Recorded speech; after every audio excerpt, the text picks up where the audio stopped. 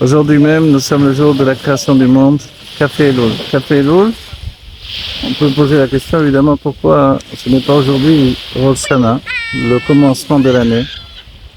Mais Dieu a préféré pour le commencement de l'année, non pas le jour de la création du monde, mais le jour de la création de l'homme.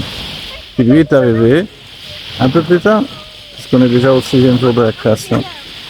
La création de l'homme, c'est d'une certaine manière une autre création du monde. C'est-à-dire, c'est le monde intérieur.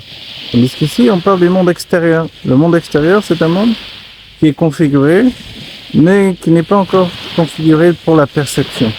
Et c'est seulement la perception de l'homme qui va lui donner une existence véritable.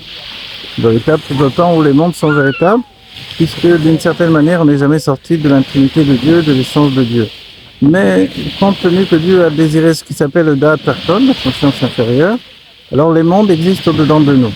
Et pour que ces mondes existent, alors il doit y avoir une perception. Et la perception, c'est justement l'identité même de l'être humain.